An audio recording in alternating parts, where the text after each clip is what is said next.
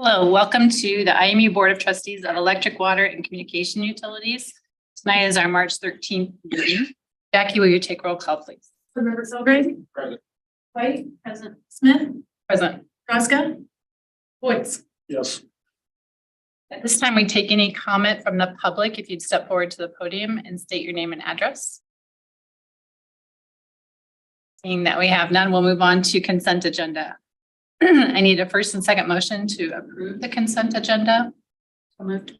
Second. Any conversation around the approval of claims? Chris, were you able to look into that Hy-Vee item that we talked about the other day? I did not. Any conversation on the finances? Chris Longer, any comment? Just kind of highlight the notes there. We did update the financial report with newly adopted budget. So when you look at revenue and expenses, they should be right around 50%. Last month, we did have a question on the fiber other revenue and why that was much lower than expected. That does include the write-off amounts, and there's a note on the last page that are shown as like a negative revenue. So that brings that other revenue down just a little bit. But once we write those off and we start collecting those back from the state, that number will fluctuate a little bit. So I noticed that one too. On the actual revenue was very comparable to the same point last year, but it's the budget that changed from 517,000 last year to 953,000 this year.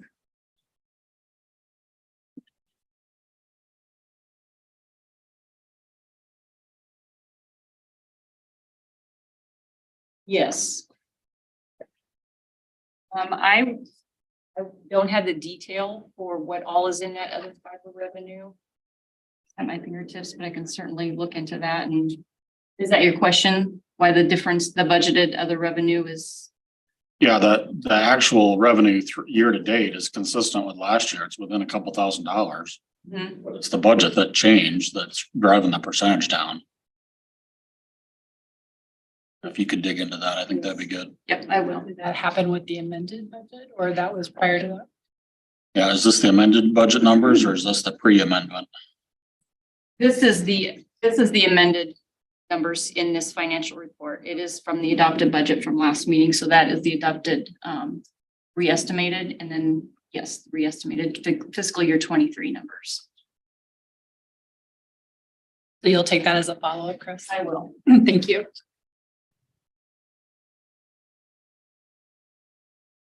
Any other questions on the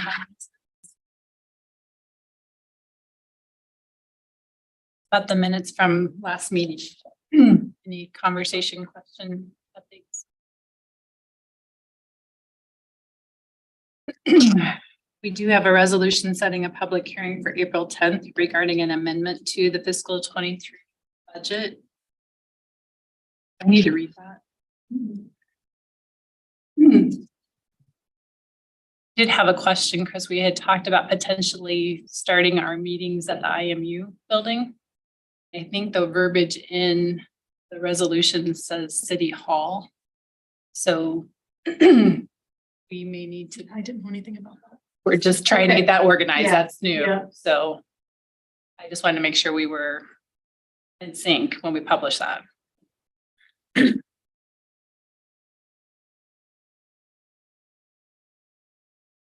And then a resolution setting a public hearing for March 27th regarding proposed telecommunication rate increase. Any questions or concerns, discussion around those points? Jackie, would you take a roll call, please? Board Member Smith. Approve. Boyce. Yes. Selgrave. Yes. White. Yes. Motion carried.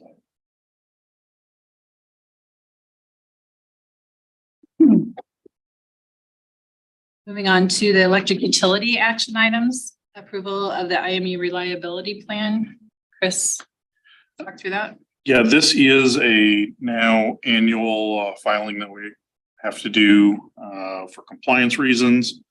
IMU has a reliability plan that meets the minimum standards. That's the 1 year packet, although Mike does have maintenance programs that do exceed those minimums.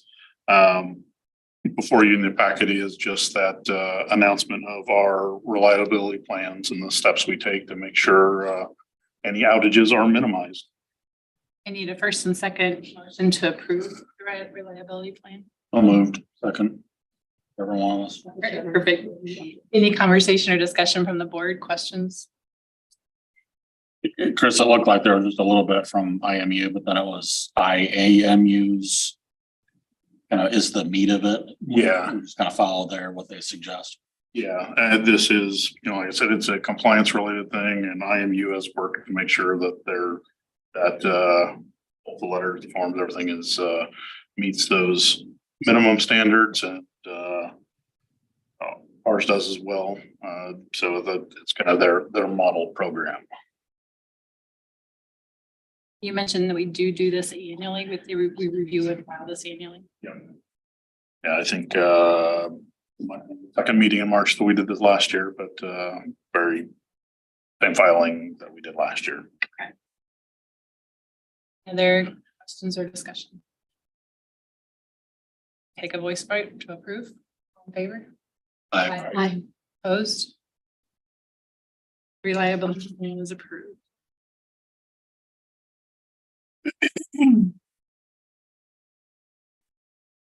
Other electric utility items, Mike? Yep, well, we're continuing to coordinate things, preparing to put downtown undergrounding. That project did get pushed back 1 week due to weather. It was supposed to start today, so hopefully we'll have better weather next week. Terminate, we did have the pre-construction meeting for that. Things are moving quicker with that project than we anticipated, working with our engineer. So what that means is we may see some claims come through a little bit sooner than expected, but we do have the funding set aside, in the budget coming forward and a little bit left over from this year that will make it work. With that, I just don't want to hit brakes if they're ready to go on it. And then we've also got a couple transmission poles we're going to be changing out. Hopefully we'll have that done between now and sometime in June. We got some coordination that we've got to work with, but Heidecker will be doing that work for us. We'll be supplying all the material for it. Are those here in downtown So area? one of them is out by Summercrest Development out there, and then the other one's on R63. And then also to let you know, we talked about, we posted for that apprenticeship or apprentice position. And we did interview and we did offer the position, and we will, subject to pre-employment, things like that. They'll be starting for us in May. They are finishing up. They're currently in lineman school in Sheldon. They'll be done in May, and so done. I graduate on Friday and we'll be here on Monday. So. Are you going and driving him here or what? Well, it's on his way back to where he lives, so he'll stop hopefully on the way. But other than that, that's all. Great news. Okay. What are utility items, Justin? Not much for the water side.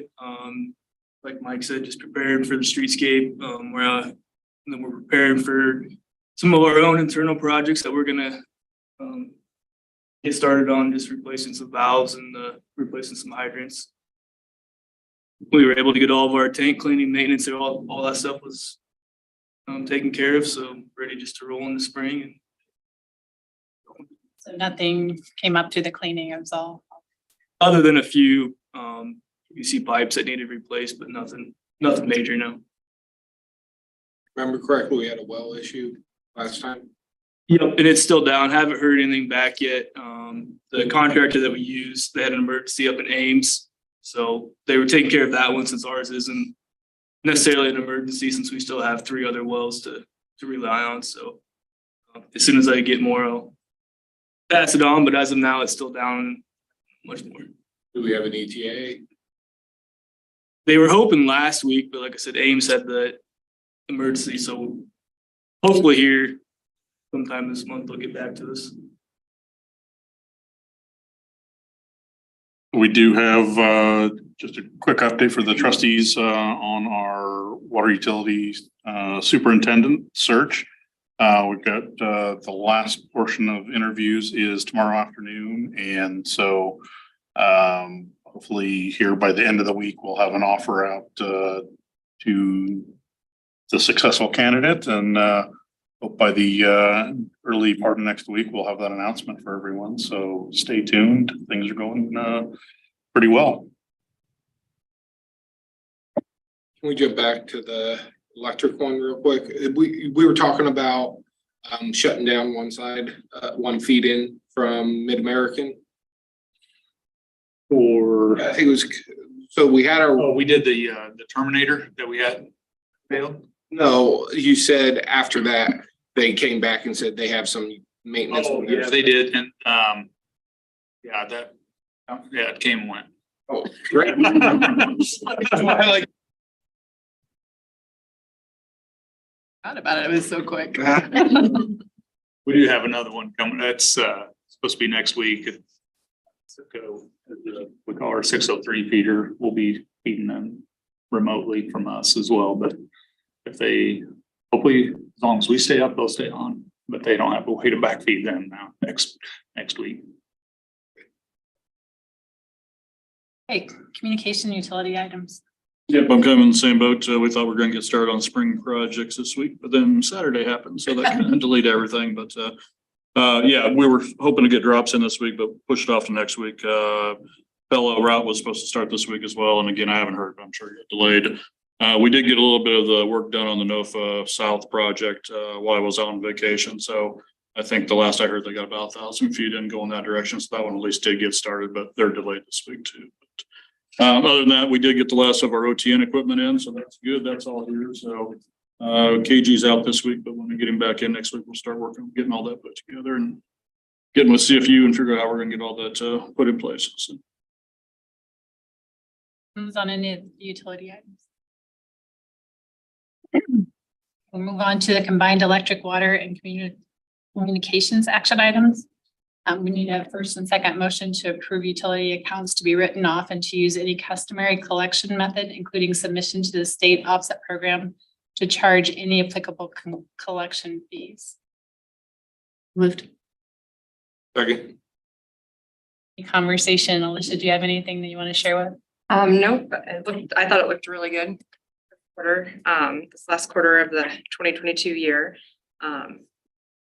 Yeah, I think it's going a lot smoother. Questions? And then the voice vote on this one, all in favor of approving the write-off? Aye. Aye. Opposed? Approved.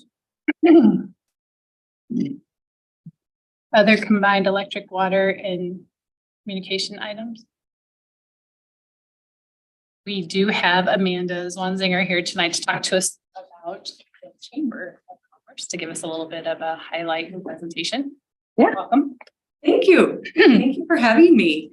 I'm excited to kind of share a little bit of a presentation, both from a standpoint of you guys being members. I want to give you some visibility into our vision for the chamber, the things that we're offering that you can take advantage of yourself, but also extend within the walls of IMU. One of my big missions is to transform the chamber from being just these member level executives to being a tool for people to use within their businesses and organizations. So I'll share a little bit about that, but then also as a community partner. So I have some things that I want to share with you and chat with you about as well. So I am going to fly through this because I know it's a Monday night. You guys don't want to be here all night, but I do want to just do just a tee up of the vision. So I know I've met most of you, but not necessarily all of you. I do not come from the chamber background. I started with the Indianola Chamber in November of this last year. Before that, I was in the energy efficiency space for the majority of my career, and also took a big stint in the incentive and performance marketing industry as well. So I've had interactions with all of you from my energy efficiency days. And so this is obviously a big transformation. But I'm here because of my interest in making Indianola a better place to work, live, play, and just take our community, help take our community to the next level in conjunction with organizations across our community as well as our community leaders. So that's why I'm here today. When I came on board, I was like, this is going to look different. If you guys want me here, it cannot be a typical chamber. I've got a vision and I want to see if you guys buy into it. And they did. And it just so happened that this vision really aligned with the city's comprehensive plan that had been developed previously. There was this comprehensive plan that encompassed economic development, tourism, a number of things. And all over this plan was, here's things the chamber should be responsible for, and here's things the chamber should support. Yet the chamber was just kind of this island of nonprofit world. And I came in on board and it's me and a quarter of a person. I'll update you a little bit on how we've transformed that slightly, but in reality, we really rely on community partnerships to be able to get things done. We can have a vision from now until the cows come home, but unless we're working alongside you guys, alongside our other community partners, we're not going to be able to get anywhere. There's 4 key areas that we're focused on at the chamber. Economic vitality is a big priority for us. And I'm going to talk a little bit about our tourism initiative and how we see that transforming the community here. But we also we feel that we play a role in inspiring entrepreneurship, providing business advisory services. I can't tell you how many new startups I've had conversations with in the last 2 weeks. Some of them I've been like, rah, let's go. Some of them I had to say, hey, go back and work on your business plan first. Because what we find is a lot of people like want to move to bricks and mortar. And then they get in there and they not only have to pay their lease, but they have to pay utilities too. And they're not prepared for that cash flow. And I feel that that's a role that the chamber should be playing in this process alongside our partnerships with Warren County Economic Development and the Small Business Development Center. And then lastly, economic development. I'm a salesperson by nature. I can't tell you how many people I'm recruiting right now to come bring their businesses to Indianola, and that's a big priority. The other piece, and I'm going to get into these in a little bit more detail, the business development, I'll be talking about our business development series. We are ramping this up from an education standpoint, and I'm going to walk through that in a minute. The other area we feel we should serve a bigger role in is in workforce development. There is no doubt that we have workforce gaps in our community right now, but we only have an unemployment rate of 2.3%.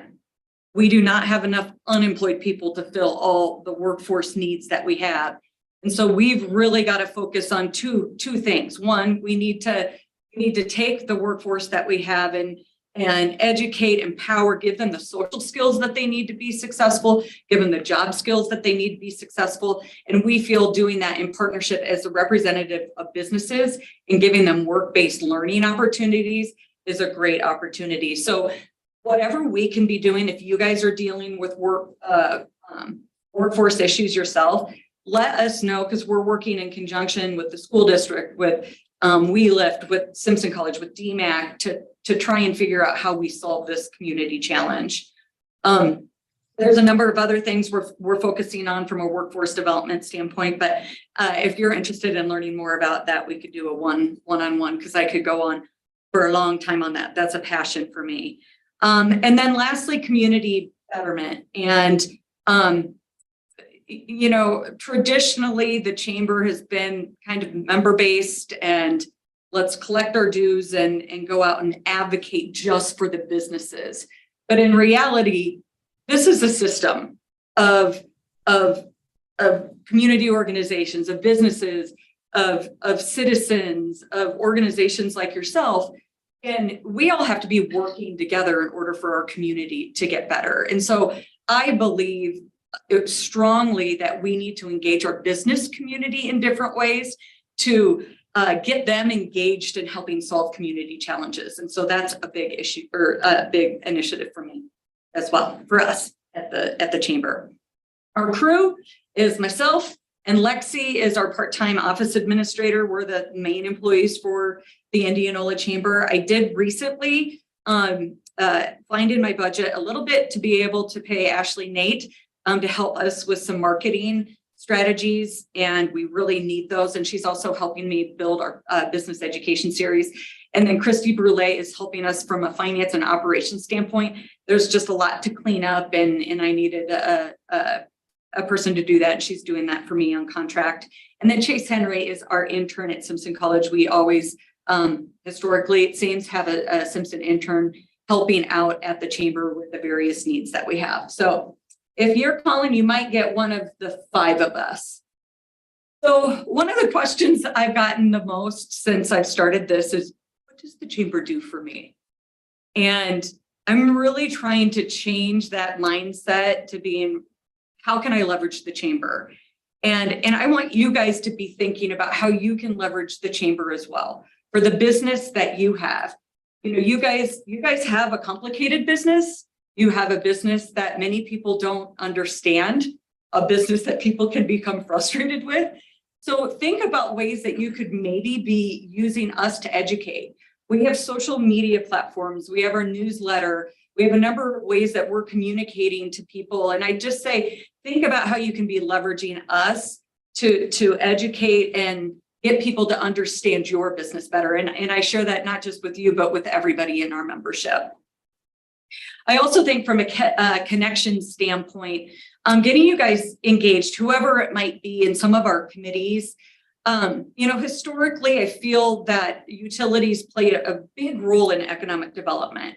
So as we're building those strategies and we have committees working on those strategies, I really think it's important to have IMU as a member at that table, having some representative at that table, because there's a lot of considerations that, you know, if we're in the dark, we might not be thinking about. So connection would be another thing, and I'll get into more detail. I talked a little bit about promotion, sponsorship opportunities. You know, there's Mid-American Field up in Ames.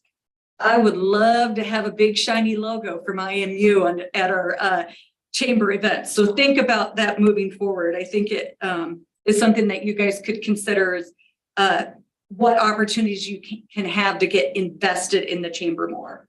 From an affiliation standpoint, anybody who joins the chamber also is an affiliate member of the Greater Des Moines Partnership. And that not only benefits us, they have a huge small business hub. And so that's really beneficial with the small business aspects, also their directory, but legislatively, you know, we work hand in hand to be the voice of businesses up through the Greater Des Moines Partnership. It just gives us greater leverage when there's common interests at that level.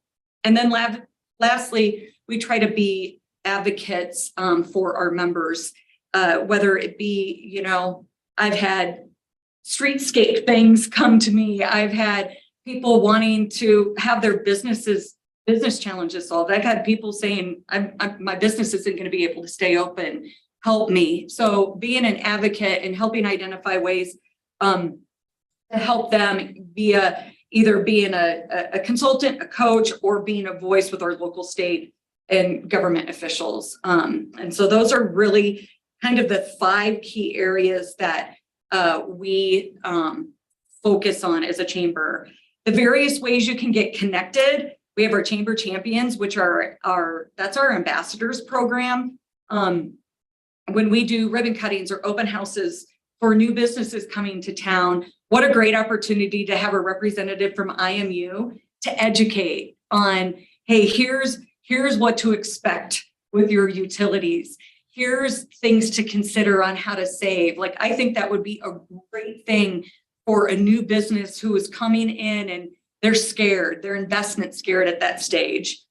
Our boards and committees, we have a wide range of ways to get involved, even if you just want to get involved for the fun, concerts and golf outings, or you want to get into the details with our tourism or economic development or workforce initiatives.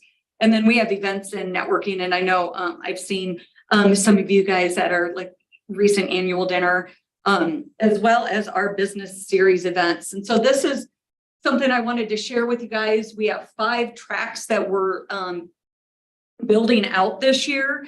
And these tracks are really focused on trying to provide content that benefits every, not just business, but organization in our community. We don't just serve businesses, we have churches, we have nonprofits, we have tons of people tons of organizations that are within our membership, and we want to be able to serve everyone. We have our small business builder, that's really existing business owners as well as entrepreneurs. Our business leadership track is really for kind of those up and coming leaders.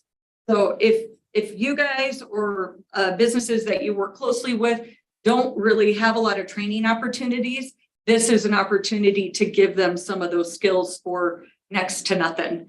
Our emerging leaders track is for our young professionals and Simpson College students. Invest in You is for personal and professional development, and encouragement in the workplace is really focused on helping people find personal fulfillment in work. We have the most mentally unhealthy workforce ever in the history of time. And it's a big challenge. It's 90% of HR employees, it's their number one concern. And so we want to be able to provide some encouragement in the workplace programming to help people find joy, happiness, and just comfort in the workplace again. Our tourism initiative, I don't want to leave here without you guys knowing about it, because we're going to be launching in spring, which spring is technically to like middle of June. So Experience Indianola, the sky's the limit is going to be our tourism brand. We have a phenomenal website that we're going to be launching, as well as really launching the experience. We're going to be bringing tourism stakeholders across our community, people who all play a key part in executing tourism in our community here at the beginning of April. And from that, we're building itineraries. We already have these like amazing big experiences. We already have all these things like tools in our tool belt. I'd like to use the analogy, we have a lot of instruments playing, but not necessarily everybody playing instruments together. So we're going to be bringing that together and launching here soon. I already talked about advocacy, so I'm going to skip that.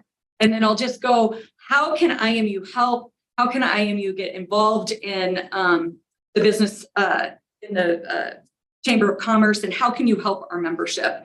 I would be remiss if I didn't come here and have just kind of some of the things that our members are talking about and needing, and knowing that you guys can kind of start dialoguing about these things and figuring out how you might be able to help tackle some of these problems. One, I already asked you to get involved. So if you're interested, please let me know if you're interested in serving in a committee or getting engaged in some fashion. Work-based learning opportunities, please let me know if you have information there. Energy efficiency programs for businesses.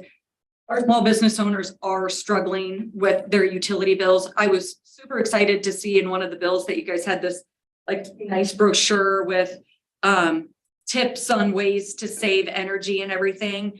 Now I think we just like need the resource. We need the technical expert to be able to help. And then also, I know some rebates were rolled out, but it would be great to see, with both Mid-American and Alliant, they have their small business like express type of programs where there's kind of, it's almost like a toolkit. It's a box of how people can save, and it's easy. So rather than having to come up with all the money to implement the improvements and then wait 6 months for a rebate, they're able to apply like the rebate in the beginning, and it makes it really easy for a small business owner, easier, I should say, to implement the energy efficiency improvements. But I know there's so many business owners. I've got a friend on the square who her bill's like close to $1,000 a month, and she doesn't know what to do, and she's freaking out. So these are the things that I would love to see, just some further development. And I'm all about serving on a committee and working alongside you guys on that. I also have heard a lot just about talking about the grid of the future. People asking like, hey, where are we going with EV charging? They're asking questions, and prior to this, I had a consulting business and I worked for Iowa Business for Clean Energy as a consultant for them for a couple of years. And so I was heavily involved with Bob Rafferty. He used to be used to work for Governor Branstad back in the day and is just big on helping businesses understand the importance of the grid of the future and communities beginning to get their eye and just planning and preparing for what that looks like. And I think it would be very beneficial to have Bob come down. I'm not going to be able to speak as well. I did sit through our, we had a big summit where Neil Chatterjee, the former chair of FERC, was there, a number of individuals who are talking to this. They flat out said the communities that plan and prepare for the grid of the future are the ones that will sustain. And if we don't have our eye on this and we're not preparing for it, other communities will pass us by. And so I would love to help orchestrate Bob to come and have that discussion. If you guys have a work session or something, he's phenomenal. I really think that would be a great discussion. And then lastly, I would love to begin to understand more about how we can improve our industrial competitiveness. It's no secret we're not, attracting a ton of businesses in this space. And it's difficult when, Norwalk or some of our other neighbors have that industrial rate public. And so I would love to understand what we can be doing from a competitiveness standpoint so that we as a community can be more attractive for larger businesses. At the rate that we're going, our costs are going like this. Our growth as a community is going like this. So we've got to look at everything.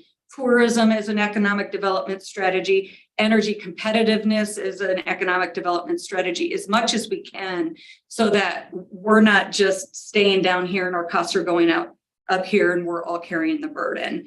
This was one area with some of our larger organizations when I said, what do you think is our biggest barrier to economic growth? And they said energy.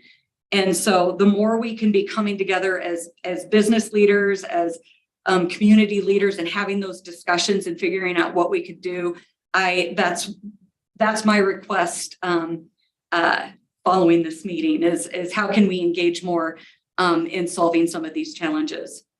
So with that being said, I've talked enough, shared enough. I want to be able to answer any questions or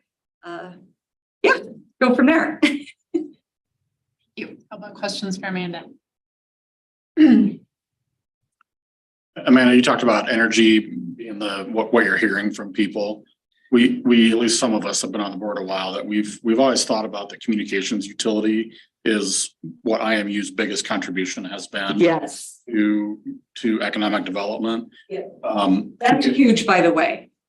I should have said that. That's been like huge feedback is how wonderful you guys are doing in that space. So, yeah.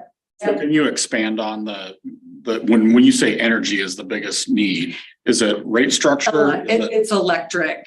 Okay. So like Mid-American has a published industrial rate, which is 55% lower than our lowest published rate, which is a commercial rate.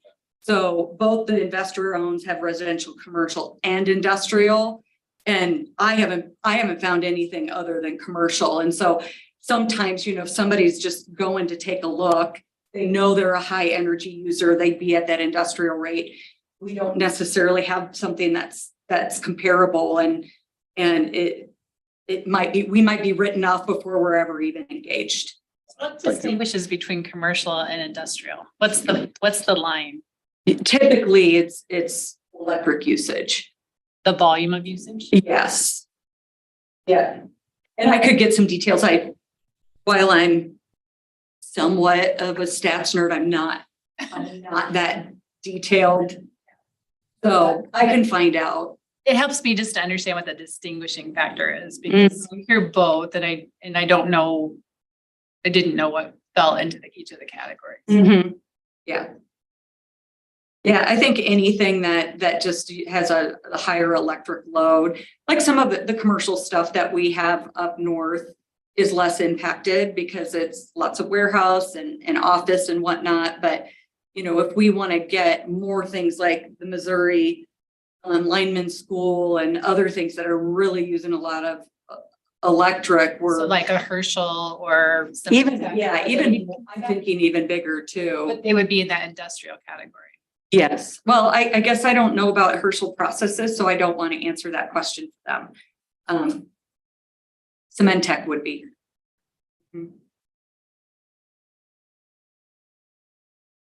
Other questions for Amanda? I think this has been helpful because part of it is we are a member of the chamber. So we do benefit from that participation. And I don't know that we've ever really taken much advantage of understanding what that means for us. So I do think that there is some opportunity from that standpoint. I think certainly as we set up some of our strategy conversations this summer, some of these topics fit nicely into what we've been talking about, how we need to start thinking about futures. So I think there's some good things on the horizon that we really can work together, help build some more strength in those areas. Yeah, I think establishing an economic development kind of workforce and having not everybody here, but having representatives from Warren County Economic Development, the Chamber, you guys, city, et cetera, I think would be really, really beneficial. Just so that we're carrying the conversation of what we're hearing from, you know, all directions and whatnot. And I want to say, I appreciate what you guys do. I know you work hard. I've spent my own personal time trying to educate people on utility bills because people don't get it.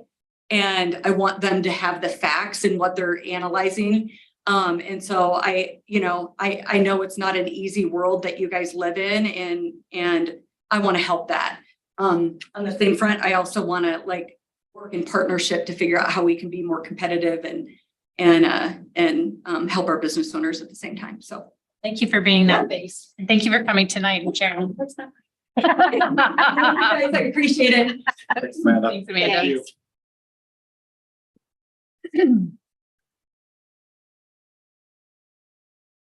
About moving to other business, before we run into the closed session. I just wanted to touch base. Alicia, I think you mentioned you went to the session. Oh, yes. Yep. That we The simulation. Yes. Talk to us about that. I wasn't sure what I was getting into when I went because I thought it was just going to be like a seminar. So First of all, does everybody know what we're talking about? basically what it is to educate. I'm guessing most people there were like business owners or like the city, us, but to help educate us on when somebody comes out of prison or hard times, how they get back into the community. You know, how can we help them get acclimated back in? So Sue Wilson worked with a few leaders to put on the simulation a few Fridays ago. Yeah. And invited community members to come in and experience it. So Yep. So there were quite a few people there. So what they did is they basically gave us each a little packet that told us who we were. So like I was a gal that came out of prison from 7 years. I had it was for drugs. And basically it told us what we had to do for each week. And you had so many transportation tickets. You started out with some money. Some people didn't start out with any money. Some people started out living in a house. Some people started out living in a homeless shelter. It was really neat to see how everybody but like what their thought process was. Like I started out and knew I needed to, we all had to get a state ID first. So it took you a while. You had 15 minutes to complete the tasks for the week. So like I decided after that, I had a job. Not everybody had a job right away. So I went to my job, got my money, and I didn't think about paying rent and utilities first. Because I thought, hey, I have a month, surely they're going to take my money at the end of the month. No. They told me no. So I was in a homeless shelter. But, you know, it's things like that, you know, to where I mentioned to them that, you know, I work for a utility company and we don't say no after the first month, you know, we work with people. So that was kind of nice to see. It was a great way to have maybe some understanding and empathy that we Empathy, probably yeah. wouldn't normally experience. Yeah, but the first week, there were 48 people in jail because they didn't complete their tests. That's how they decided whether you went to jail or not. You had to have 5 check mark or 5 red X's on your card. But by the end, there were maybe like 15. People started to figure it out. One person just stayed in jail the whole time. It was easier for her, felt, rather than trying. So it's just a big eye opener to see how as a community, we could start helping people a little bit more. So Education. leading our customer service team, what would you bring home to us to say, gosh, we should think about things differently? Yeah, I definitely feel like empathy plays a big part in our job. So when people come in, we need to understand that not everybody has the same story. Not everybody has the same situation. So just listening, you know, helping them, give them resources to help them. You know, we do have WeLift and all of those that we can give them. Just a little bit more understanding. And it's an eye opener. And I thought it was really well done. It was nice that Sue put it on for the, Yeah. for the community. I think Mhm. she's planning to do some more workshops like that. I don't know, Chris, if you talked to them at all about that, but I do know she has high hopes that people are coming in and asking for help. She's trying to help educate, and she's also trying to educate us on how to help educate as well. So, yeah, Sue's been, we've been in contact, or Sue's been, you know, in conversation and kind of looped us in more than a lot of people. And I think, she's there to make a big impact. So, you know, I think she's, doing everything she can, and kind of involvement things are, you know, on a scale and frequency that we haven't seen before. And so, Thank you, Alicia, for representing us. I appreciate you. Anything else before we close for closed session tonight?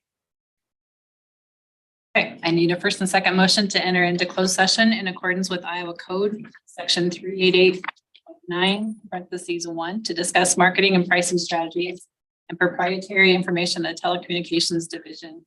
Whose competitive position will be harmed by public disclosure that is not required of potential or actual competitors. And no public purpose is served by such disclosure. Second. Jackie, would you take roll call, please? Board Member Smith, Yes. Boyd, Yes. Celebrate, Yes. White. Yes. Thanks, everybody. Have a great night. Hopefully spring is here.